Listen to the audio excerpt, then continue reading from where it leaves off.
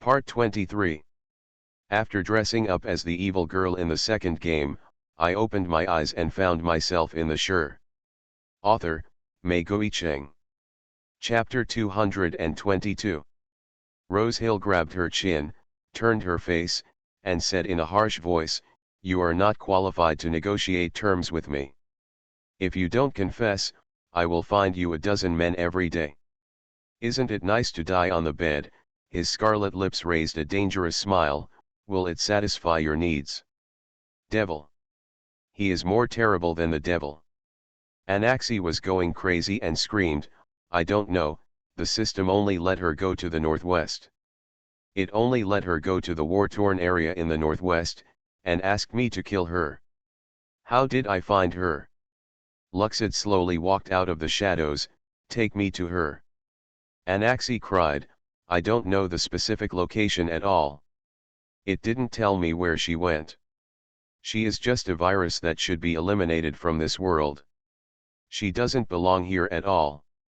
Why are you so obsessed with her? Can't we just let her die in the war? A virus that should have been purged from the world." Such words made the three of them feel a little bit broken in their hearts. Compared with Syrah's deception, what they didn't accept even more was that she was treated as a virus and eliminated. Rose Hill's hands shook, the calmness on her face shattered, and she said violently, "How dare you make her disappear? What these words are fighting against is not Anaxi, but the world and even the illusory system." Sarah did not get off the train in Nyborg, but went to a small town whose name she did not even know. This place is very close to the war-torn front line. As soon as you walk into the streets of the town, you can see soldiers and hurried pedestrians everywhere. The air was still filled with the smell of gunpowder smoke coming from afar. Sierra had already thought about where she was going to stay. Carrying her small suitcase, she quickly found the local hospital. A group of soldiers who came down from the front line occupied the hospital corridors. They were coughing and whining everywhere, and the doctors and nurses who stayed here were too busy at all. His eyes were full of injuries, and the smell of blood was strong. Syrah stood as close to the wall as possible, her heart pounding. She coughed slightly, attracting the attention of a nurse. "Miss, what are you doing standing here? Are you injured? Or are you sick?" She immediately replied, "Oh, I saw a sign on the wall near the door saying nurse workers needed." The nurse asked strangely, "Is there any? We haven't posted any recruitment information. This information is usually published in newspapers." Syrah replied calmly, "Well, I think I can be of some help." She looked her up and down and felt a little familiar. "Wait a minute." The nurse put down what she was doing and walked around her. "Have I seen you in the newspaper?" Syrah blinked, and before she could introduce herself, the other party said with a surprised look on her face, "Miss Syrah? Right? The survivor who survived the shipwreck." She actually remembered the newspaper news from such a long time ago clearly. She didn't know whether it was luck or misfortune. She nodded, "Yes." "Why did you come here?" The nurse pulled her into a dispensing room and warned her sternly, "Don't you know how dangerous this is? People from St. Warren will call at any time." Sierra nodded, "Yes, I think I can help." She stared at her in shock for a few seconds. "You want to help? So you just lied to me about being a caregiver." She thought there was something wrong with her ears. "Sierra, is there a problem?" "Oh no." The nurse wiped the fabric around her waist with her hands and went to get the medicine from the glass cabinet. "I find it incredible. Very few ladies from noble families are willing to volunteer here. You have to obtain the consent of the family." "Really? That Earl?" Yasira said sincerely, "Can you please recommend it to me? I'm just here to see people suffering and want to help." As she said this, she wanted to rub her arms like a holy mother. The nurse put the things on the tray, turned to look at her, and said with unclear meaning, "You are really a good person." It was beyond Syrah's expectation that things went so smoothly, probably because of her title of Countess. The director of the hospital quickly agreed that she would become a nurse to help here. There were so many soldiers sent here every day that the nurses wanted to split one of them into two. With Sierra joining in, no one objected or cared. She was given a double dormitory. She lives with Carol, the first nurse to receive her. The first night was not easy. It was cold and there was very little charcoal in the fireplace in the dormitory. She was shivering under the quilt. Carol was sitting on the bed, holding a book in her hand and talking to her.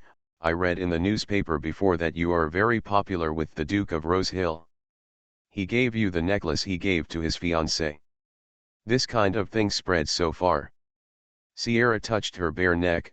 Oh, I rejected his marriage request. Carol stared at her for almost a minute, swallowed back the sarcasm on her lips, and said sarcastically, rejecting the man that the entire kingdom wants to marry is a good dream tonight. Sierra smiled, huddled under the quilt and stopped talking. Get up the next day. It snowed heavily outside, with a thick layer on the ground. Sierra pushed open the window and caught a few snowflakes, her fingertips trembling with coldness. I don't know how they reacted to the letter she wrote. They are most likely on the way to hunt her down. Unable to help it, she shook her body. Sierra, put on your clothes and come quickly, we have to work, Carol called her from behind. Sierra calmed down and closed the window. 3 patients with massive hemorrhage died in the corridor of the hospital last night. They were all soldiers whose legs and feet were blown off. Sierra followed her example and wrapped the body. What are we going to do with it? Carol, pile them into the cadaver room at the back first. Sirayan carried the body with her to a small building behind the hospital. The morgue is actually in a small barn behind the building. When Sira saw the neatly stacked piles of corpses, she felt nausea well up in her stomach, and her face turned pale. Are all the corpses placed here? Carol nodded. The nearby cemetery has run out of space recently, and we are still looking for a suitable place to bury them as tombstones. Yes, the world modeled after the British did not know how to brutally burn corpses to ensure that the plague would not occur like the real German army did. Unless the number of corpses exceeds the count, they always prefer humane burials. And if so many corpses were piled up and left undisposed, there would already be a rotten smell in the air. Like the stench of canned herrings. Sierra couldn't hold it in even though she was wearing a mask, so she let go of the body and ran outside to vomit. It's obviously a game that focuses on love, but the war unfolding in front of you is horrifying. Carol patted her on the back. So, what are you doing here, a pampered noble lady like you? You will suffer the same consequences in the future. The week after Sarah disappeared, several groups headed northwest. The inhuman creature with a keen sense of smell along the way did not catch her scent at all, but smelled the scent of the werewolf Gale. After dressing up as the evil girl in the second game, I opened my eyes and found myself in the Shure. Author, Mei Guicheng. Chapter 223. Eric knew the scent of his own people very well, and there were no relatives of theirs in the area near the northwest. He suddenly understood why Sira disappeared without a trace, and how could she have disappeared quietly if one of them hadn't helped her. Following Gale's scent, Eric took the lead and blocked him at a waiting station on the way there. He sat there, holding a cup of hot coffee, as if waiting for a long time. Where is Sierra? Eric controlled his anger and walked over, choosing not to start a fight with Gale directly in the waiting station. Gale expected him to arrive so quickly, so he didn't have to wait in the train station for too long. He looked up at him. She begged me to help her go. In fact, when he watched her leave, he felt a little regretful. The choice he made at that time, and the moment he saw Eric, he felt that it was the right choice to stay and wait for him. Eric grabbed his collar, with red eyes and a mute voice. Anna 11 is the murderer who betrayed us. She just gave her back to me to protect her. Gale held his hand and looked at the thin layer of frost and snow falling above his head. After a while, he said, I don't understand why she insists on going to Nyborg, but you are very fast. It should be too late to get there now. He understood that if a girl wanted to go to such a dangerous place, she would never return.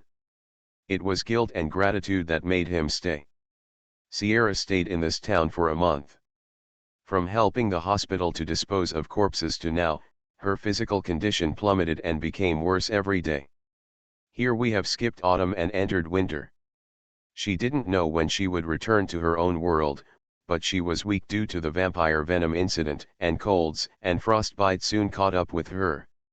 Without the strong physique trained by the people at the bottom, her finely cultivated body was collapsing in the harsh environment. The feeling of being inadequate manifests itself in all aspects of life. When they went shopping today, she and Carol saw several hanged St. Warren people hanging in the town square. They were naked, covered only by snow. It's snowing heavily. Sierra tightened her clothes and coughed. Carol was also holding her forehead next to her, feeling dizzy. I've been very uncomfortable recently. The war situation is getting worse and worse. People with colds are everywhere. I think we will be evacuated soon. Sierra bought some canned meat and hard bread, and said in a hoarse voice, the water pipes in the hospital froze and cracked again today, and there is also something wrong with the boiler on the top floor. There is no hot water. We will have to go to the well to get some when we go back later. Go back and boil water yourself. It's really terrible. Why haven't your family taken you back or come to see you? It's been a month. Do you really plan to stay here until the war comes? Carol and she bought similar food. Both of them had a slight fever recently. In such a state, he was tortured by his drowsy mind and had no appetite. Sierra hummed. It seems that the Duke who showed his love to you doesn't really like you. A man's heart is always in love with each other. Carol looked at her with only pity in her eyes. She thought she must have had an accident at home. Just got here. Sierra wanted to laugh, but the weather was too dry, her lips were tight, and the corners of her lips would hurt if they were wider. She raised her head and looked at the sky full of snowflakes. A few snowflakes fell on the tip of her nose, and a sudden rush of heat surged through her nose. When she realized what she was doing, Carol had already covered her nose with her handkerchief. Sierra, you have a nosebleed again. She held the paper bag with one hand, tilted her head and pressed the handkerchief. I'll hold it myself. Go back to the dormitory to rest today. Don't be on duty at night. Carol held her waist, and the two of them left one step at a time. The blood that accidentally dripped from his nose fell into the snow on the ground, bright red and dazzling. Soon, a man wrapped in a gray robe followed the smell and appeared. He was short in stature, holding a ruby necklace in his hand. He sniffed the residual smell on it, and then looked at the blood stains in the snow.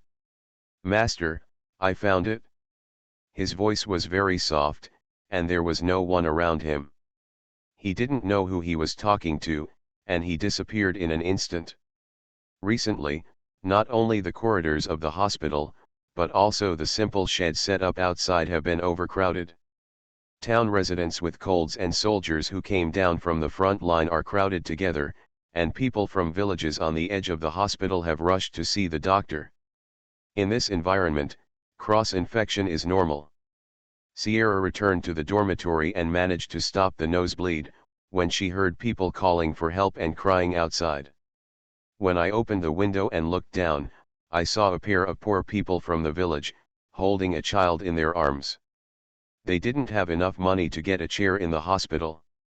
Doctors are too busy, nurses are too busy, no one cares about them. Sierra coughed hard twice, swallowed the fishy sweetness rolling up in her throat out of habit, put on a mask, changed clothes, and went downstairs. In the past week, she spent most of the time with nosebleeds and slight coughing of blood. The money she brought was not much, and she didn't have to spend much money staying in the hospital every day, so this would come in handy. Please, he has a high fever. He will burn to death if he doesn't care. Please save my child. Both of them worked for tenant farmers, and their hands were red from the cold. Seeing Sierra coming downstairs and walking towards the couple, Carol wanted to stop her. We are running out of medicine and the doctor is also very busy. Don't worry about these two poor people. Sierra took out the golden coins from her pocket, stuffed them into the couple's hands, and then hugged their child. Let's go, I'll take you to the doctor. Carol called her helplessly, Sierra. Your kindness will kill you sooner or later. She had heard this from Rose Hill several times. But she didn't care. She helped introduce the doctor to the poor couple, and after taking the medicine, she was almost unable to stand. Heat surged out of her nose again. She covered her face with a mask, ran to the toilet, lay on the sink and coughed hard. He coughed up blood in his saliva. With a pale face, Sierra scooped up the ice water prepared in the bucket, washed her face, rinsed the sink, and stuffed paper into her nose to barely stop it. Then she leaned against the sink and took a few quick breaths. The door to the toilet opposite opened, and a female nurse came out with a cough and a bleeding nose. She walked over and handed her the paper again. Is this normal? Many people in the hospital have the same nosebleeds, fevers, and colds. So what if it's not normal? I still have to go about my business, thank you. After the nurse said that, she put on the mask and went out again. Sierra turned her head, looked at the almost bloodless face in the mirror, and shook her head. Clear the countdown and force the bug character Sierra to pop up. She paused as she walked out, looking at the series of reminders with an incomprehensible expression. After a while, she chuckled and said, I hope you will really send me back. Night falls. A group of men in black robes appeared in the snowy square of the town. The short vampire respectfully handed the necklace to Rose Hill. The smell only traced here. She seems to have been seriously injured, and the smell of decay is in her blood. You are listening to Novels at Bless Up channel. Wish you happiness and luck. Please subscribe to receive new novels. How do you feel about this novel? Please like and leave a comment. After dressing up as the evil girl in the second game, I opened my eyes and found myself in the Sure. Author, Mei Guicheng. Chapter 224. The Northwest was so big, and the three of them spent a lot of time searching the entire Nyborg, but could not find any trace of Sierra. She lied to Gale. She sincerely didn't want anyone to find her. She hid it tightly. They divided their troops into 3 groups and searched in 3 directions. Rose Hill had a large number of men, and most of the vampire army from the capital came out. They searched like a carpet, and now there are traces. He silently held the ruby necklace tightly, and finally hung it around his neck. Looking at the snow-covered town, he said in a cold voice, look for it. Something happened at the hospital tonight. When Sierra was ill and resting in bed, Carol came back to the room with a basin of hot water and said with a bad expression, Dr. Chiao discovered an infectious disease, and many of us may have been infected. She no longer wore a mask, and looked at her helplessly, fever, nosebleeds, cough, and hemoptysis. Many people have the same symptoms as us. Sierra was sick about the same time as she was, and she lay in bed and asked, what does Dr. Joe say? All of us who are sick don't have to go to work anymore. No, we still have to go out when we are healthy. Dr. Chiao thinks that the well water behind the hospital is contaminated because of the war. Carol sighed and soaked her frostbitten feet in hot water. Is the well water contaminated? Sierra sat up straight and coughed twice more. Do you remember, we often piled corpses into that barn. If we couldn't dispose of them in time, we would find a nearby place and bury them in a hurry. In addition, the water supply has been cut off recently, so we always used that well. Sierra nodded clearly and said calmly, that's true. Seeing that she was so calm, Carol's feet stirred up water and splashed some on the floor. Aren't you afraid of death? I'm almost scared to death. Dr. Chiao said it was an infectious disease that she had never seen before. She didn't know it existed. What can be done to cure it? Sierra leaned against the head of the bed and took a sip of hot water. That water was brought up from the well to heat today. She drank it up expressionlessly and shook her head. I'm not afraid. From the moment she came to this world to now, she has lost everything she should be afraid of. Carol, the water now is brought down from the mountains and melted for boiling. Don't drink water from the well in the future. Carol sighed. I never thought that a noble lady like you could be so calm. From the beginning to now, I have seen panic on your face when handling corpses. Sierra smiled and said, go to bed early, good night. In the silent night, the entire hospital emitted unbearable coughs and lamentations. The town was not large, and the vampires went on a killing spree to prevent themselves from being unable to resist the desire to eat. They all avoided the hospital where the smell of blood was concentrated. They disappeared into the night, broke into civilian houses, and shuttled through the woods to find the girl who smells similar to that Ruby. However, nothing was found.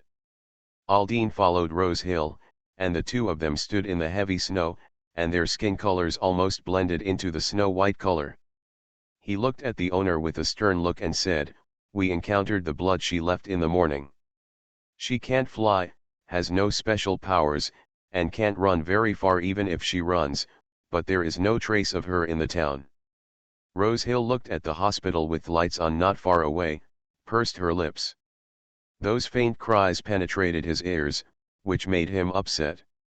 His instinct told him that Sierra would be there, hiding in the pool of filthy blood, playing hide and seek with him. Morningside. Sierra had a high fever again, and her symptoms worsened. Carol was not much better, but she was able to put on a mask and go to work. Do you want to call your family? Ask them to take you to a larger hospital, where no one can distract you and take care of you. Sierra shook her head with a pale face. No, you go and do your work. Okay, then I'll bring you some food at noon. When the door closed, Sierra huddled in the quilt, covered her eyes with her arms, and coughed a few more times. Aldine bought some biscuits and held a small box in his hand. A group of men in gray robes and hoods appeared at the door of the hospital, causing quite a commotion. Such strange clothing that covers the whole body is almost invisible in the barren town. A nurse came up and asked, hello, are you here to offer condolences or to see a doctor? There are many patients with infectious diseases in the hospital recently, so you should be careful. Rose Hill was wearing a pair of black gloves. He took off his hood, revealing a head of golden, semi-long hair. His extraordinary facial features instantly captured the nurse's soul. Where is Sierra? The cold question brought the excited nurse back to reality for a second. The cold wind blew in from the door and she shivered, forgetting his question just now. What, sir? Who are you looking for? Carol happened to come out of the dispensing pharmacy. She turned around and saw the tall figure standing with the backlight. She had a distinguished temperament and was very outstanding. Her breath suffocated, and the medicine in her hand almost fell off. The thought that flashed through her mind was whether he was here to find Sierra. Such a brief sentence was caught by Rose Hill, who had the ability to read minds. His eagle-like black eyes were accurately cast on her, and he stepped forward and walked slowly towards her. Carol seemed to hear the huge movement of her heartbeat that was about to jump out of her chest. Her face turned a thin blush when she saw that perfect face at close range. She suppressed her excitement and said, hello, Duke Rose Hill. The man who was in the newspapers every few days and whom all the women in the kingdom wanted to marry appeared in front of her. Where is Sierra? The man was condescending, his dark eyes sinister. Carol's beating heart was filled with fear for no reason because of his approach. She tightened her hand on the medicine box and subconsciously revealed everything. She is not feeling well and is resting in the dormitory. Are you here to take her back? She asked a tentative question, but without waiting for the other party's answer, only the corner of the cold cloak brushed against her ankle. Carol still remembers Sierra's joke with her.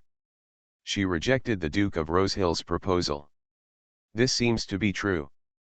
When the Dean heard about the Duke's visit, he came out to greet him in surprise. As a result, he saw no one, and Aldine stuffed a box of gold coins and condolences. The Duke heard that medicines are scarce recently and came to express his condolences. The Dean held the box of money, his eyes shining. Where is the Duke? Oh, he has something to do now. You can continue to work. Aldine pinched his nose to endure the smell of blood that penetrated his nose all the time. He and his companions had itchy teeth. As a last resort, they left the hospital like the plague and spread out to guard everywhere. After lying on the bed for a while, Sierra felt the fishy sweetness rising up in her throat again. She covered her mouth, lifted the quilt, staggered into the bathroom, lay down on the sink and coughed vigorously. After dressing up as the evil girl in the second game, I opened my eyes and found myself in the shower. Author, Mei Guicheng. Chapter 225. Her lungs seemed to be losing their normal function, the breath entering her nose became thinner, and she was almost out of breath. Warm blood flowed out of her nose. Sierra pulled the towel on the wall to cover it. Her back was arched and she was breathing uncomfortably.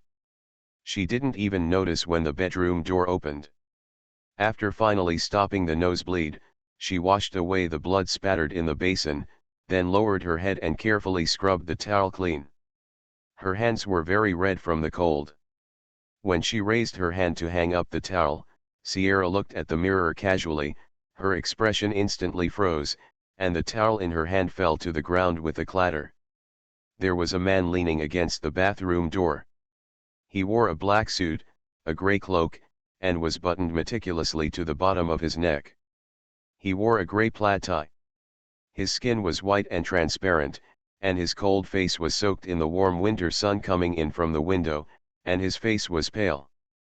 The black eyes were violent. Well hidden, Sierra. His tone was unkind, and as he stepped into the bathroom with dark leather shoes, a cold breath approached. Her body trembled, her hands held the edge of the sink back, and she quickly calmed herself down. You came so fast. His shadow was one step ahead of his figure, enveloping her. With the cough rising in her throat, Sierra bit the tip of her tongue and tried her best to endure it. Then, her chin was pinched by gloved fingers, forcing her to look up. Rejecting my proposal and running to a war-torn area, are you afraid of being killed by me who is playing with my emotions? The tone was close to questioning, and the violence in his eyes made Sierra unable to say a word. She has explained the truth, and there is nothing left for her to do now.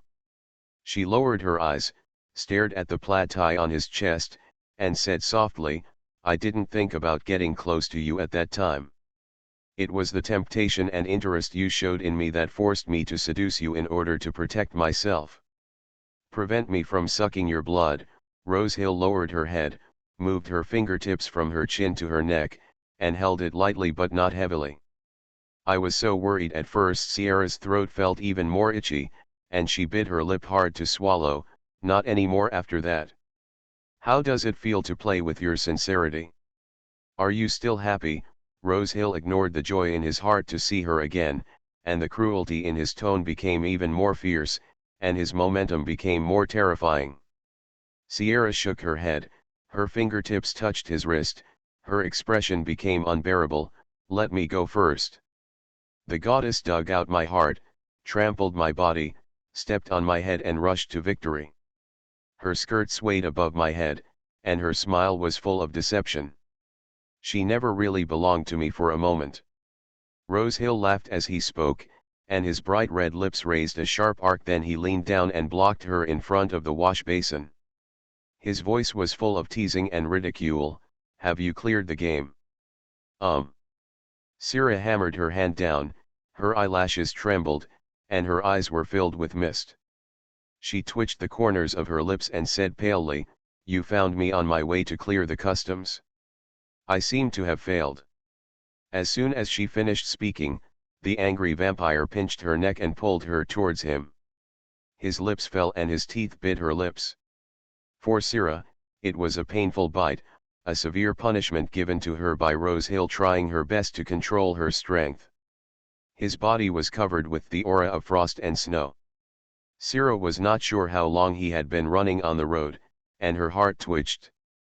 Soon, she couldn't bear it anymore and hit his chest with her hands, trying to break away from his kiss.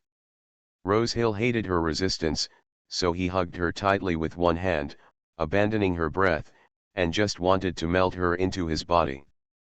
But the taste of blood spreading in his mouth made him relax.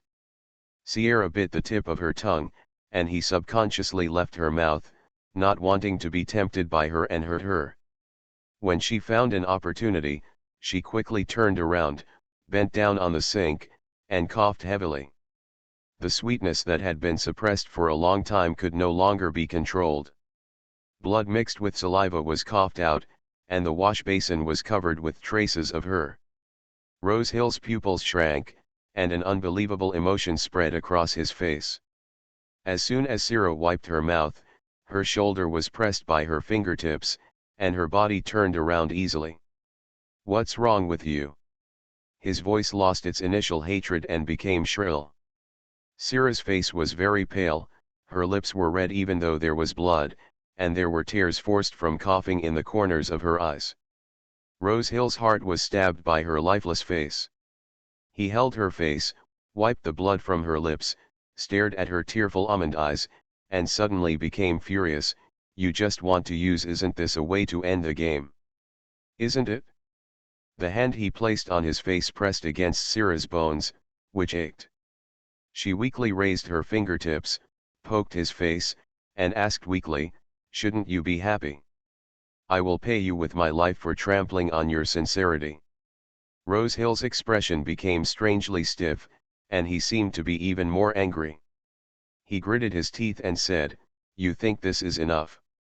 Sierra felt that his face was too hard, so she slid her hand down and poked his lips again. "Then what do you say? I have nothing now." A look of exhaustion appeared on her face. After standing for so long, her exhausted body stretched to its limit. Uncontrollably, his legs began to soften and move downward, and the person leaned into his arms. Rosehill hugged her waist, resting his chin on the top of her hair, gritting his teeth. "Are you forcing me to forgive you?" "Well, that's what you say," Sierra hummed weakly. "Please carry me to the bed, I really can't stand any more." She was picked up by those cold hands and walked out of the bathroom. The single bed in the dormitory was cramped and small. Rosehill just glanced at the bed and walked out of the bedroom with her arms in her arms. Carol, who came over, saw him holding the pale Sierra out, and the flutter in her heart had long since disappeared, replaced by a heavy worry. "Duke Rosehill, where are you taking Sierra? She has something wrong with her now. Infectious diseases must be treated. She can't be cured here." Rosehill shined the cloak on Sierra, and she hid under the cloak with a thin layer of velvet on the back. The cold wind outside the hospital could not blow her, and the vampire's body without temperature could also freeze her enough. She was shaking uncontrollably, resting her head on his chest, and asked softly, "Where are you taking me? I'm freezing to death." No one answered her outside, and her low breathing paused obviously. Not long after, she was carried into a warm and comfortable bedroom. Aldine had already heated the fireplace vigorously and added enough charcoal fire. Rosehill became cautious and gently placed the person on the sofa in front of the fireplace to sit down. "Partition." With a cold shout, someone immediately brought a partition and gathered all the hot air around the fireplace around the sofa to warm Sierra. After dressing up as the evil girl in the second game, I opened my eyes and found myself in the Sure. Author, Mei Guicheng. Chapter 226. The cold dissipated, her stiff body finally relaxed, and the nosebleeds followed. Aldine disappeared in the blink of an eye and closed the bedroom door with a loud bang. Rosehill suppressed his thirst for her blood. He took out a handkerchief and blocked her nose, looking down at her pale face. As if she guessed what he was going to say, Sierra muttered, "I won't become a vampire." The hand pressing on her nose exerted a little force, venting the master's anger. "No? Of course you won't. You have resisted me more than once. You hate bloodthirsty monsters." Rosehill's eyes flashed with sarcasm. He was once proud of his identity as a vampire, and drinking blood was just a small price to pay on the way to eternal life. Now, he is learning to be a vegetarian in order to make this woman not hate this identity so much. His hands hanging by his sides tightened, his expression cold and dark. Sierra couldn't hear these words. She coughed twice and joked, "You really are not willing to let me die to make amends." When the nosebleed stopped, Rosehill threw away the handkerchief. He pursed his lips, an indifferent expression frozen on his face. He walked around the sofa, walked to the chair next to her and sat down. "You can only make amends while you are alive." He turned his face, without any compromise in his eyes. "Do you think I will let you die easily?" Sierra snorted softly, shrank into his cloak, and lay down with her head on the armrest. "It doesn't look like that." Rosehill snorted coldly, and the bedroom became quiet. He stared at her head for a long time, then suddenly stood up and left the bedroom. Sierra didn't want to care where he went. She was sleepy again and just wanted to sleep now. Rosehill's body was colder than ice, and there was a mad rage in his heart that could not be extinguished, which was enough to motivate him to do something. He had Anaxi brought here, and he kept him with him during their tireless search for Sierra. After violently destroying half of the forest, Rosehill returned to the temporary residence in the small town. Regardless of the frost and snow covering his body, he paced back and forth in front of Anaxi, who was kneeling on the ground.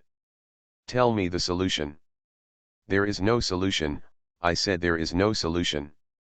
That is what the system requires. It is the system that wants to expel her." Anna was shivering from the cold. There was no fire in the living room on the first floor, so she had to hug her knees and rub her hands to keep warm. "Aldine." Rosehill stopped. Aldine appeared silently, holding a big black, strong dog from nowhere in his hand. His abilities, including all vampire abilities, are ineffective against Anaxi. It has to be said that she is more suitable to be a vampire than Sierra, and she is also more dangerous. The master didn't like her, and he had wanted to get rid of her for a long time. The cold and cruel leader took out a cigar and bit it between his teeth, saying indifferently, "Bite off a leg." The ferocious wolf dog stared at Anaxi's legs with eager eyes, and the saliva dripping from his mouth fell on the floor, one drop after another, salivating. After nearly a month of physical and mental torture, Anaxi was almost a lunatic. She screamed and backed away, crawled behind the curtains and hid shivering. "I have told the system to give up being a heroine. I tried to let it's getting out of my head. I really don't know what to do." Rosehill heard this sentence more than once, and he thought gloomily about various possibilities. Until today, he came up with a new method. Transfer the heroine to Sierra. Anaxi screamed, "Do you think I don't want to? Do you think I don't want to? I've wanted to leave it to her for a long time. But it just grows in my mind and ignores me. It ignores me." Rosehill took a puff of cigarette, and the smoke curled into the sky. He suddenly looked at Aldine, cut off her head and dig it open to see what's inside. The only progress in a month is that he found Sierra on his own, and Anaxi is a completely useless protagonist. If she is the center of the world in a game, then he will destroy her and then destroy the rules and pattern that this world should have. "What?" Anaxi was stunned, stood up and was about to run. "No, no, no. You can't kill me. If you kill me, the world will collapse. Didn't Sierra tell you? You can't kill me." Rosehill didn't make a sound. Aldine let go of the dog's leash, and it rushed out. Its sharp teeth bit Anaxi's calf and dug out a piece of flesh. "Ah, dash dash." Sierra suddenly woke up from the sofa. She sat up and saw nothing around her. She seemed to hear Anaxi's cry. She sat on the bed for a while, and when she didn't hear anything else, She wrapped her cloak tightly around her and opened the bedroom door. It was cold in the corridor outside, and it was also cold downstairs. Sierra walked into the living room, and the big black dog stood upright at Rose Hill's feet, its tail wagging and sweeping over his black leather shoes. "What are you doing here?" He put out his cigarette butt, appeared in front of her in a second, and picked her up. Sierra looked back at the clean living room and said softly, "I seem to hear Anna 11's voice." "Do you miss her?" Rose Hill whispered. "Of course not, I thought you brought someone here." She didn't even bother to ask her how she was doing now. The scream just now was like seeing a ghost. After Rose Hill left with the person in his arms, in the living room, the black dog without a rope turned around, pulled out a severed leg hidden in the corner, and devoured it. In the deserted forest, a headless female corpse was buried alone in beautiful snowflakes. During the war, no one would care about these inexplicable extra corpses. Aldine's lips were filled with blood that he had just sucked, and he searched for it with his hands dutifully. Without that thing called a system, it would just be a pile of useless bright red flesh and blood. An empty mind is worthless. Tisk, wasted effort. Plop. His head with messy brown hair was thrown onto the frozen lake. Anaxi's eyes were wide open, lifeless and desolate. Sierra didn't have the energy to run around, so Rose Hill sent famous doctors from thousands of miles away overnight to come and treat her. His mobility is incredibly strong. The other person's hands that were treating her were shaking, and he hesitated to touch her. Sierra was almost speechless. She turned her head and glared at Rose Hill, who looked cold. "Since you have found a doctor for me, can you please let him take a good look at me?" He was sitting on the sofa on the side, not touching the sunlight coming in from the window from head to toe, his scarlet eyes threatening the doctor all the time. "It's up to you," Rose Hill threatened the other party again. "The medical treatment in this world is not that advanced, let alone some modern instruments. You are listening to Novels at Bless Up channel. Wish you happiness and luck. Please subscribe to receive new novels. How do you feel about this novel? Please like and leave a comment. After dressing up as the evil girl in the second game, I opened my eyes and found myself in the Sure. Author, Mei Guicheng. Chapter 227. The doctor still endured his fear and diligently examined the patient, and then told her regretfully, "It's a severe infectious disease, not as serious as the Black Death, but it won't last long. Your body has been overstretched for more than a month." After receiving this news, Sierra breathed a sigh of relief, but Rose Hill's face was as cold as an ice sculpture. She asked, "How long can I live?" The sound of organ failure can be heard. They are all whining. There is also a serious problem with your lungs. I think you will die of respiratory failure soon. There is only a week left.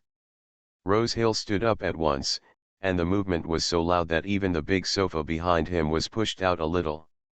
He bit out a few words from his teeth, "Get out." The doctor left a little medicine, gave Sierra one last look with pity and sympathy, and ran away while carrying the things. Sierra sighed softly, and the next second, a shadow enveloped her. Rose Hill came in front of her and blocked the warm winter sun coming in from the window.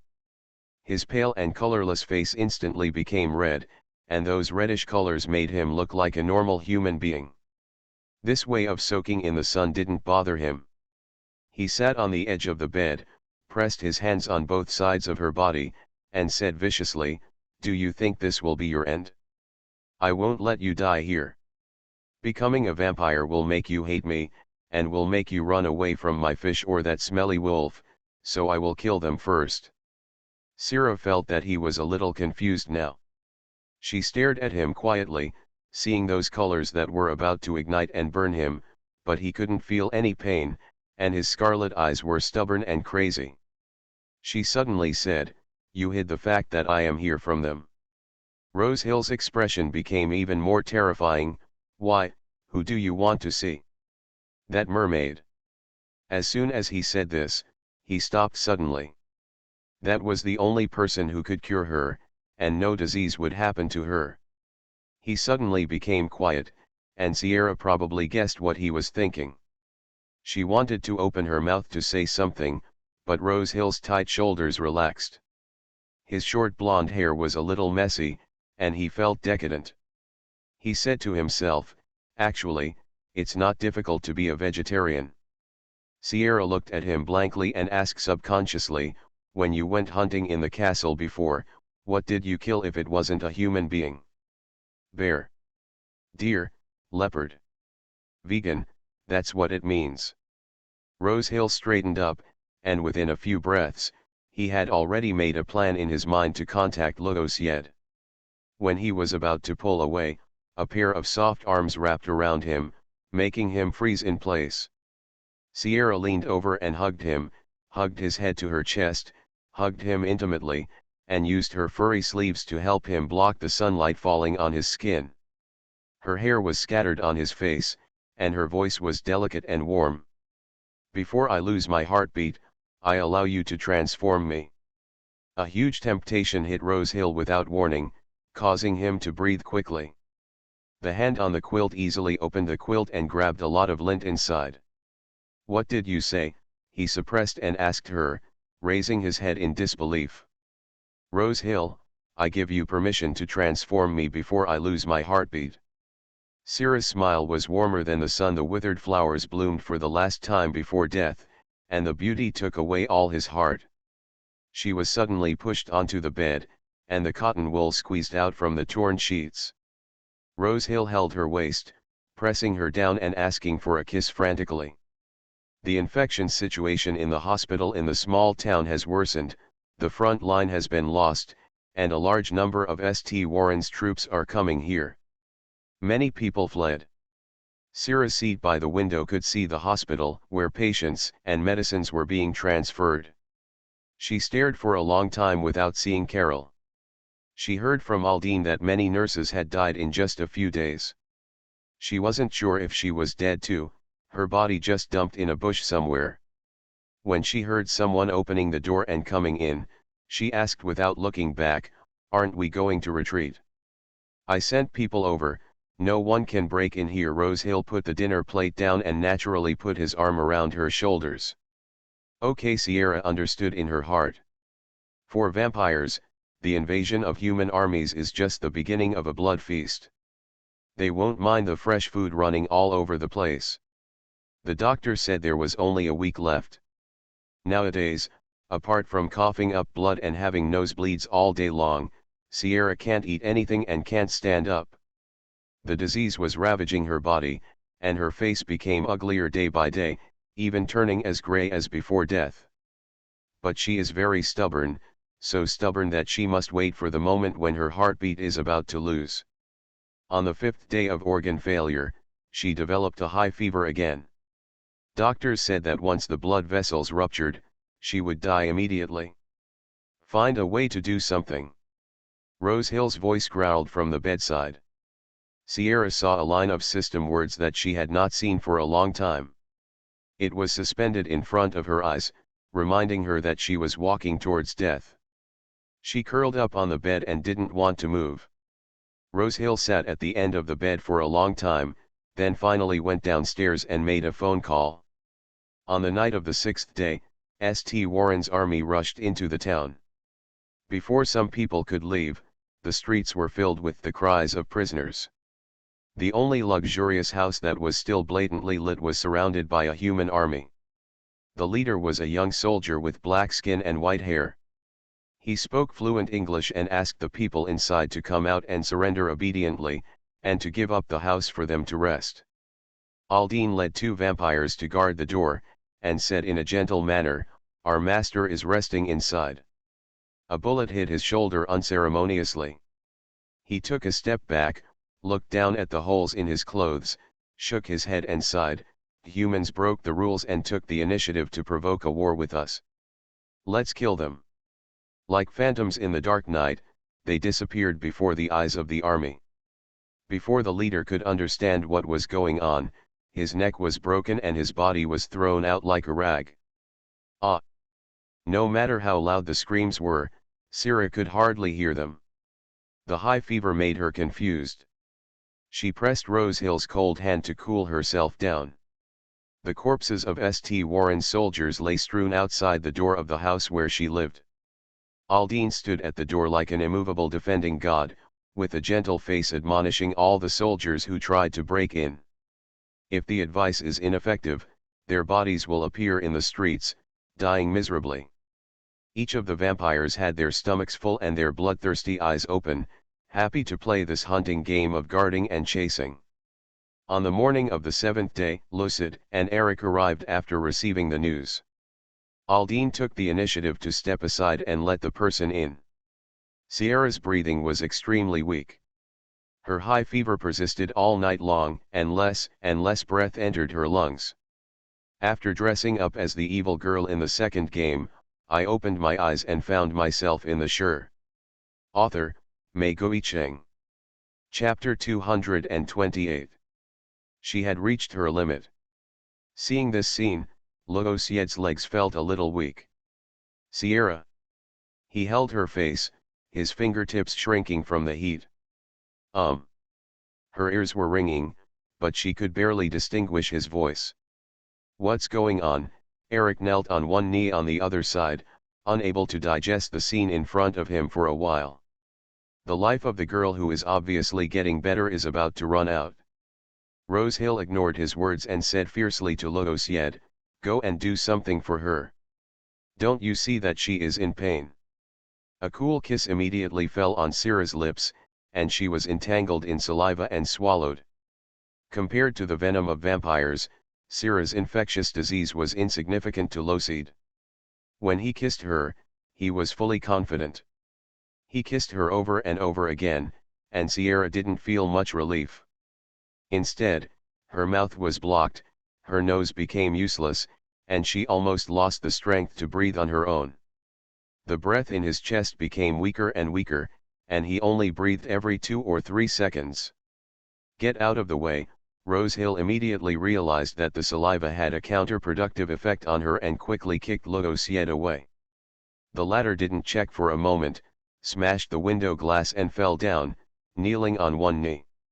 Soon, he rushed upstairs again. Rosehill opened the quilt, tore the nightgown material on Sierra's shoulders, bit her shoulder directly, and poured her venom into it. Rosehill. What are you doing? Eric collapsed instantly and tried to pull him away, but his arms were backhandedly suppressed by Lucid and Aldine. My treatment isn't working for Sierra. With one word, Eric, who wanted to rush forward and pull the person away, was calmed down. How is that possible? He stared closely at the girl on the bed whose heartbeat was getting slower and slower, and clenched his fists. Even mermaid saliva doesn't work. What kind of infectious disease is this? Rosehill also took a deep bite on Sierra's neck, sucked her blood, and injected a large amount of venom. His eyes were scarlet, and his body was trembling slightly with fear. Sierra slowly opened her eyes and found herself standing in the familiar hospital again. Doctors and nurses shuttled past her body, and she took a step forward. The scene changed instantly and she came to the ward. He was still lying in front of the hospital bed, with a bouquet of fresh roses placed beside the bed. Her hair is smooth and her cheeks have a sickly sunken look, which makes her look better than last time. She walked to the end of the bed and looked at this strange yet familiar face, feeling a little dazed. The face of young Sela was different from that of adult Sierra. She was more mature and sickly. She reached out her hand and touched herself tentatively. The woman on the bed also moved her fingers, and the status detection instrument immediately sounded a piercing alarm. Then, many people suddenly broke in, passed through her body, and helped the woman on the hospital bed to check various indicators. She saw more or less smiles on these people's faces. The sunlight outside the window shone on her legs. Sierra turned her head and looked at the dazzling sunlight. For the first time, she felt the warmth surrounding her. She seemed to be melted by the sun. Uncontrollably, she took a step towards the hospital bed, as if controlled by a pair of invisible hands, and once again approached the body lying on the hospital bed. She lay flat on the bed and curled up next to her body. The tip of her nose seemed to smell the familiar smell of disinfectant in the hospital. The feeling of returning to the physical body was unparalleled. Sierra. An urgent and desperate call was in her ears, as if there were still people who desperately wanted her to go back. Where to go? Sierra leaned against her body quietly, holding her palm with her fingers, a smile on her lips. Not going back. She didn't belong there. The girl lying on the luxurious bed stopped breathing. Rose Hill, whose body was filled with venom, froze. Sella. His fingertips touched her pale and lifeless face, his scarlet eyes were filled with surprise, rage, and despair, all the emotions squeezed together. No way, my venom can't be useless. He stared intently at her face, expecting the venom to do wonders in her body. But there was nothing. Nothing at all. Sierra, he roared furiously, and his suddenly tightened fingers damaged her shoulder, and the bones made a crisp clicking sound. The huge pain still did not wake up the girl on the bed. The arm just drooped limply, and the bones could be seen faintly piercing the skin. Eric turned into a beast and knocked him away. The beast opened its mouth wide and bit his head angrily. Aldine immediately went to help. Loosied knelt down on the bed, held one of her cold hands, and asked in a daze, "Where did your soul go?" The venom did not bring Sierra a strong and eternal body, and she officially died on the evening of the 7th day. Call. Sierra opened her eyes suddenly on the hospital bed. A bright white light covered her eyes, and she squinted her eyes reflexively. She raised her arm to try to shield herself from the sun, but a hand quickly held her down. Sella, can you hear me, Sierra? The light of the flashlight shone back and forth in her eyes. Her eyes also moved, and then she responded with difficulty, "Yes, I can hear you. Congratulations, you finally woke up after 2 months of coma. How do you feel?" The doctor took back the flashlight and clapped beside her bed. "Fine." She barely managed to say 2 words, and a nurse next to her brought her water, warm water, a little bit, don't drink too much. Thanks. She has no family, so it's all nurses who help with things like that. Sierra was leaning on the propped-up hospital bed, holding a stainless steel thermos cup in her hand, observing the cup in a daze. The talk show playing on the TV in front of her drew her attention again. She has come back. Seeing the funny scenes in the talk show, she laughed unconsciously. She's really back. Smiling and laughing, tears came out. The system didn't lie, it cleared her bug. She wiped away more and more tears, but her heart felt lighter than ever before, and she felt a sense of comfort as the boulder finally rolled to the ground. After staying in the hospital for a few more days, she needed to practice walking, get used to her adult face, and get used to not having so many weird characters around her. She only lives in an ordinary world. She tried not to think about the stories that had happened. The doctor said that she was swept down by the waves at the beach, and it had nothing to do with her memory being blown away by the wind. It was indeed her memory that was confused. Her computer was lost, but luckily her mobile phone was still intact on the shore. While recuperating, Sierra took a look at the novel she had stopped updating for a long time. The backstage was flooded with negative reviews asking for updates, and she had no intention of updating it. It took her a while to adapt to life, and when she was sure she could face it, she dug out the novel and joined game All the Male Leads Love Me from her memory. After dressing up as the evil girl in the second game, I opened my eyes and found myself in the Sure. Author, Mei Guicheng. Chapter 229. Time has passed, and now it has declined, with the latest web news indicating that the game is about to be shut down due to dwindling customer numbers. And the end of the novel is not what she thought before, with the 4 people living happily together. Because the platform prohibits writing NP stories, The ending at the end of the book is ambiguous and open. Anaxi is not with anyone, but is related to everyone. At the end of the game, there is only one male protagonist. Sira also looked at several anime characters released on the official poster. She stared at them for a long time, and finally sneered and turned off the interface. These painters did not restore even 1/10 of their beauty. She glanced at her empty wrists and sighed again. Whether it was a dream while in a coma or a story about a real soul traveling to the game world, she wanted to end this unrealistic memory. Real life has returned, and my quiet little life will continue. On the day she was discharged from the hospital, she only carried a bag with no one to pick her up. She bought her own ticket to go home. On the way, she received a cross-country phone call. "Sela, congratulations on your recovery and discharge from the hospital. There are too many things at home for me to pick you up." This is a friend of hers from China, and the two of them traveled to Whitby together. "I saw the bouquet of roses beside the bed, thank you, Rose." Sierra got in the car and talked to her the whole way. "Are your books no longer serialized? I haven't been able to find inspiration recently. We can make time to travel again." "Sarah, I experienced a wonderful journey while in a coma, and I can't distract myself from continuing to write that book for the time being." "Tell me about it." "Good." She trusted this foreign friend so much that she thought it would be more objective for someone else to write the story. She was afraid that she would be partial. For more than half a month, Sierra had not left home. She exchanged emails closely with Rose, and even stayed on the phone late into the night. The cost of phone bills accounted for a large part of her life, but Sierra didn't stop. She especially needed to find someone to talk to, and Rose was the best person. She is happy to listen to herself because it brings her a lot of inspiration. After Sierra told almost all the stories she had encountered, Rose received a long silence and a final exclamation. "This is a story about a bad woman who just wants to go home. I'm surprised that you were able to use that book to create such a huge emotional world when you were in a coma.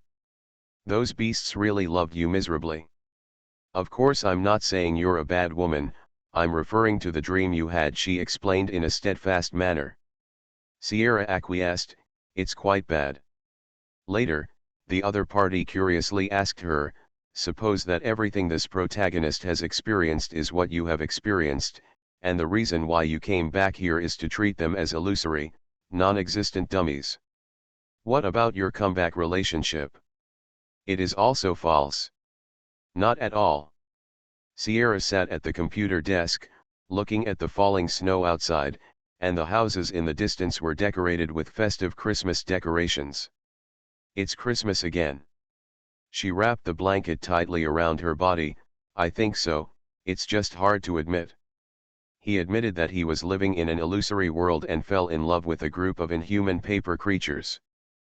But that Christmas was the happiest holiday she had ever had. So many friends. She lowered her eyes, looked at the cold apple pie in front of her, picked up her fork and took a bite. "Not tasty at all." "Are you happy to be back in this world?" Rose asked her. Sierra played with the fork and said softly, "It was happy at the beginning. There was no emotional fetters. There was no need to worry about who the choice would hurt. All the pain disappeared. Later, it felt like nothing had happened and life returned to normal." "Rose, what now? Do you still want to go back? See what happened to them later." Sierra thought for a moment and shook her head firmly. "I can't go back even if I don't want to. My life is here, and they won't come back. Everything will be reset, Rose." She paused and said, "In this illusory dream of mine, it is a game that can be reset. When the second game All Male Protagonists Love Me came out, many people chose the male protagonist's feelings because of it. It has been reset several times due to the disconnection." "That's a game," Rose said. "If you never regarded it as a game and just lived a good life, the ending would be different, or maybe your choice at the beginning would be wrong. The plot misled her that she had to conform to the three male protagonists in order to survive. As a result, she died at the beginning but was able to go home. Or, if she had ignored this as a game from the beginning and treated it like the real world, the outcome might have been different. Sierra thought about many possibilities, and finally leaned back into the chair, took a sip of hot coffee. It's difficult, I knew from the beginning that this was a game, and I was a cannon fodder, so it was difficult to make the right choice. Okay, Rose thought for a moment and changed the subject. Have you used the heater I sent you? Your country doesn't have such a good thing. You can try it. Sierra glanced at the cardboard box in the corner, walked over and opened it. Can it be used just by plugging it in? It's like a strange electric fan. Well, if you read the instructions, it will heat up quickly. It must be snowing heavily over there and it will be cold in the house. Sierra did as she was told, and soon she felt the hot air rushing towards her, warming her legs. She sat back at the table, covered her legs with a blanket, smiled and thanked her. This is definitely the best Christmas gift I've ever received. It's so warm. You're welcome. Let me ask you one last question. You say, who do you love most? Or at that moment, who do you most want to give your heart to? Sierra was stunned for a moment, and those scarlet eyes flashed through her mind. After a long time, she patted her face and laughed again. What if I love you both? I am too philanthropic to choose. Laughter also came from the other side, followed by a big yawn. Rose said sleepily, before the game is completely shut down, you can play it again to get a feel for it and then tell me who you like best. I want to do it now, it's time for a nap. Finally, I wish you a Merry Christmas.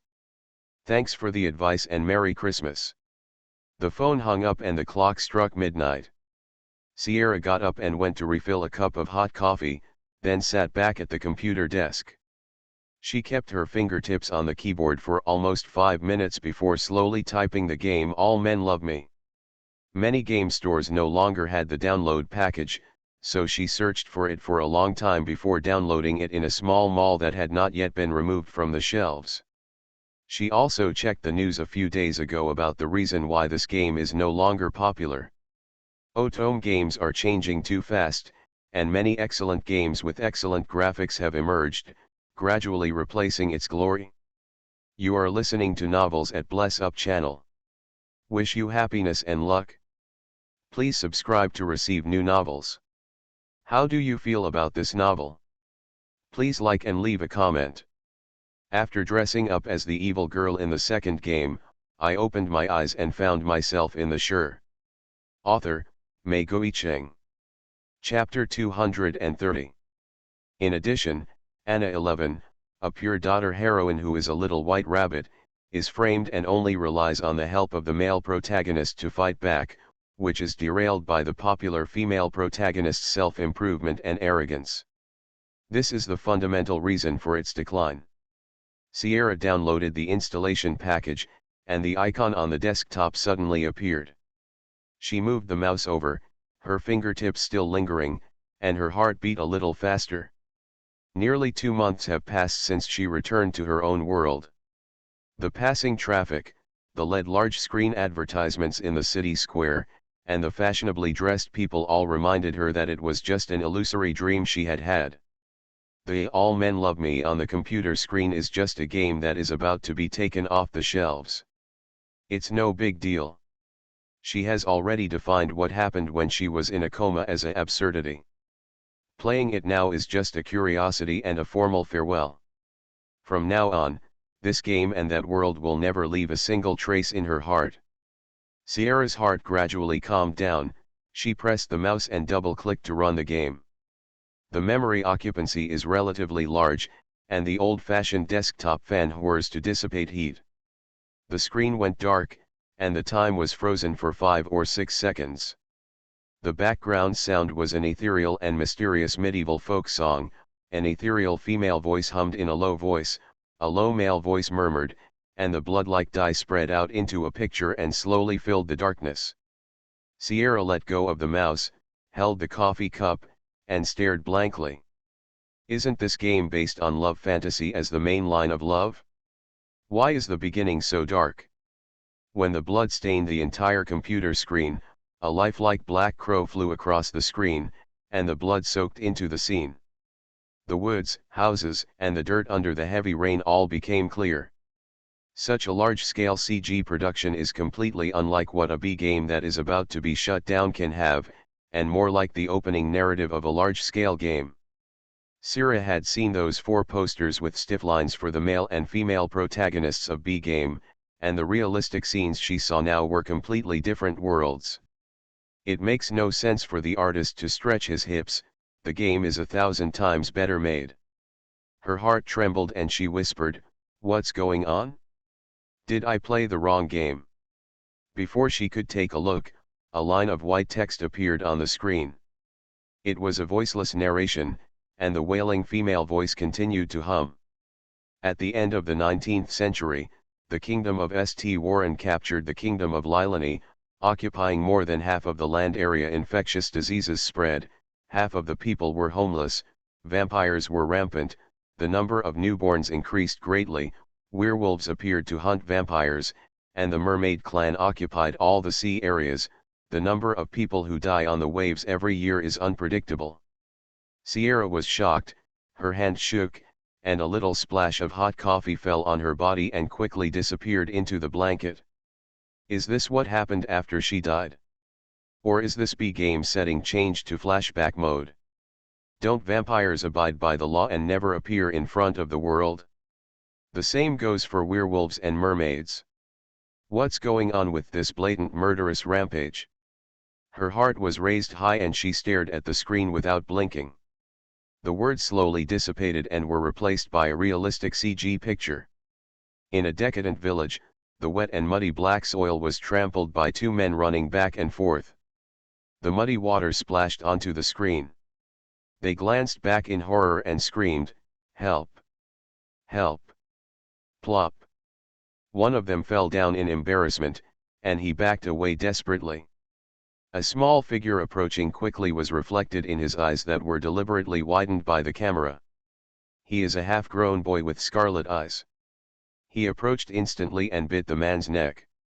Blood spattered and mixed with the muddy water in the black soil. Ah! With a shrill scream, Sierra lost her grip on the coffee cup and fell to the table, splashing a large amount of coffee liquid on the keyboard. She stood up in panic, hooked her foot on the heater wire, and pulled it over a little. Sierra ignored it, just threw the blanket on the chair, and hurriedly went to the toilet to find a towel to wipe it with. She didn't notice that the coffee dripped onto the blanket, and half of the blanket covered the heater.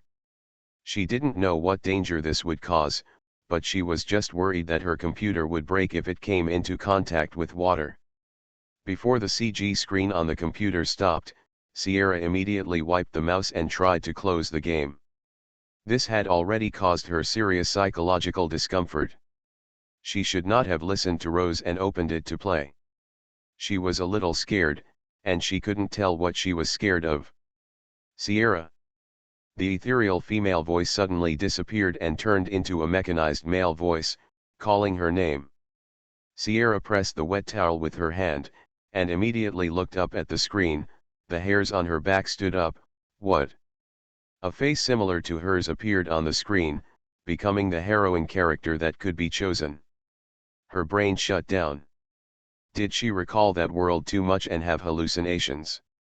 Sela, safeguarding love and peace, has a heavy responsibility. Select this role yes/no. Not Anishi. Aren't the protagonists of this game the 3 male protagonists of Anna 11's Raiders? Sierra froze in place, the empty folk melody still flowing in the bedroom, adding a bit of weirdness in vain. She suppressed the chill in her heart, curled up her fingertips, and slowly put her hand on the mouse. The mouse was still usable. She quickly manipulated the mouse to find the big X in the upper right corner. Exit the game. She didn't want to make a choice at all, she didn't want to play this crappy game. Probably knowing what she was thinking, the mouse stopped working as soon as she placed it on the times. No matter how she clicked, it was useless. Unable to turn off the interface, Sierra took a deep breath of air conditioning and simply bent over to press the start button of the host under the table, trying to force a shutdown. But she still miscalculated. Her index finger was almost sore from pressing it, but the computer screen was not black. There were CG characters who looked similar to her, and even wore the same clothes as her tonight, staring at her blankly, as if they had anticipated her ending. She bit her lower lip hard and went straight to unplug the computer.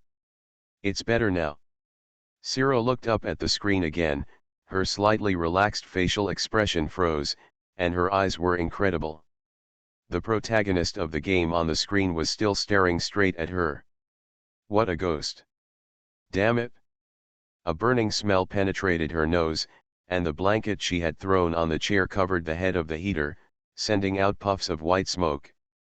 Sierra ignored it and hurriedly went to unplug the heater again. As soon as her fingertips touched the wire, her whole body trembled and she fell to the floor. The coffee had just spilled onto the power strip and she was unlucky enough to get an electric shock. The blanket covering the heater quickly caught fire and reached the floor of the table. Choose Sierra character yes/no. The options on the computer screen appeared in front of Sierra again, forcing her to make a choice. Her brain was dazed by the electricity, and she trembled and said angrily, "Why am I the unlucky one again?" After dressing up as the evil girl in the second game, I opened my eyes and found myself in the Sure. Author, Mei Cheng. Chapter 231. She became a bug and was cleared. This was what both parties expected. Why was she given this option again? The world you enter really exists. It is shaped by the love of countless people. You are more in line with this world than the heroine created by God. I agree with what you said to me before. You should be the heroine of this world. Sierra was stunned. God. The person who created the game is called God. I was born from numbers. The world I live in is made up of countless people's love for the characters. Even God doesn't know we appear because of love and exist vividly in another dimensional world. These words are like the illusory world created by oneself, which has really become a world. The creator didn't know it, so he took it off the shelves and hid it. Save the world and get everything back on track. I'll give you another chance to make a choice. The writing dissipated little by little, and the fire spread in the room. Sierra always felt that it was premeditated. The system had all the values of the male protagonists, and it should have anticipated their next decision. How could it cooperate at the last moment to eliminate her as a bug? She had questions, but she could no longer ask them. The thick smoke choked her and she could hardly breathe. When someone screamed and discovered that a house was on fire, it was already a burning blur inside. Rose, who is far away in China, never thought that she would receive such bad news on the day after Christmas. She sat at the computer desk and just typed the words "you" in the blank document before answering the phone. As the person in Sierra's address book who kept in touch with her most frequently, she was the first to receive the news of her death. The cause of death was that the electric heater burned the blanket and caught fire, and the person failed to escape in time. The cold rain washed over a village until the rain gradually subsided, and the closed doors and windows opened one after another. The vampires are gone. Someone whispered. Go see if Angie is still alive. Several people raised umbrellas and gathered around somewhere. Oh, dead. Cut off his head and bury it. When can we get rid of these nasty vampires? Discussions continued to penetrate her ears, and Sierra felt that her face was poked by something cold and hard, and her wet eyelashes trembled. A child screamed sharply, "Mom! There are people alive! There are people alive!" Sierra reluctantly opened her eyes, and the rain slid into her eyes, and she closed them again in discomfort. She was kicked hard on the thigh, and then touched on the face. She's alive. Her outfit is really weird. Take her back to the house. I think she's freezing to death. When Sierra woke up, she was in a small, dilapidated house. There are many patches on the quilt covering the body. Except when she was a child, she had never lived in such a shabby place in her life. As soon as he sat up, the wooden board beneath him creaked. "You're awake." One night, the hot soup was held in front of me by a pair of small hands. Sira took it, took a sip, and thanked her, still a little confused. The system panel that originally belonged to Anna 11 appeared in front of him. Rose Hill blackening value 100%. Eric's blackening value is 100%. Lawside blackening value 100%. The vampire duke broke the constraints of the law and asked his host Sira to help the duke create a new legal system so that vampires can hide in the world and coexist peacefully with humans. The werewolves were led by Eric to hunt vampires and provoke a racial war. They asked their host, Sira, to maintain racial harmony. The mermaid leader Roxid became the overlord of the ocean, hunted all humans on passing ships, completely lost his mind and turned into a beast. He asked his host Sira to teach him love and peace. Sierra. Was there so much shit when Anna 11 was here? They were just collecting favorability points, but why did it turn into an illusion for her that she was forced to sacrifice her life to save the common people? She gritted her teeth. Want to curse. I really want to curse. This was not an obvious call for her to die. Before leaving, she confessed to everyone and was lenient. She thought that this place would be reset just like the game. How could she have imagined that the game world had really turned into a world? There was no such thing as reset, only time flowing forward. "Sister, won't you have some soup?" the little boy next to her asked her. Sierra came back to her senses and turned around, saw a dirty face, and touched his head with a free hand. "Where am I now?" He said cautiously, "In a village northwest of Larini. St. Warren's army just left here last month." "Is there a mirror?" The boy took a step forward with his short legs and quickly brought her a small mirror and said, "You are so thin. It must have been hard to escape here." Cyril looked at the fully grown face in the mirror. It was different from the 18-year-old Sarah. It was indeed her own body that came here. This body has just been released from the hospital and has not been fully healed yet. The cheeks are slightly sunken and very thin. She frowned, returned the mirror to him, and drank all the soup in the bowl. Sira asked, "Why are there vampires everywhere here?" The boy looked surprised, as if he didn't understand that she didn't know. "It's the Duke of Rose Hill." Not long after St. Warren invaded the Northwest region, all his subordinates turned into blood-sucking demons overnight. They met people on the street just kill him, and he also killed the king and left the country wide open, allowing other countries to invade. Sira put down the bowl with a bad look on her face. Rose Hill's character was that of a madman, so she was not surprised at all that he could do this. It would do him no good to break his own vampire laws. The only reason for doing this is because of yourself. Otherwise, there would be no need for the system to drag her back and assume the title of saving the world. But her appearance is different from that of young Sira. Now she is just a young girl with white skin and malnutrition. He might not recognize her. Good things and bad things. Vampires cannot listen to your thoughts, and mermaids cannot charm you. The system interface popped up, including the male protagonist's action route that was explored twice a day. The abilities that Anna 11 once possessed were all piled on her now. "Lawsid's soul contract with me, does this still exist?" Sira looked at her wrist, which was completely white. She didn't get any answer from the system. The boy's mother came back now and said in a hurry, "Carter, collect your clothes, we are leaving."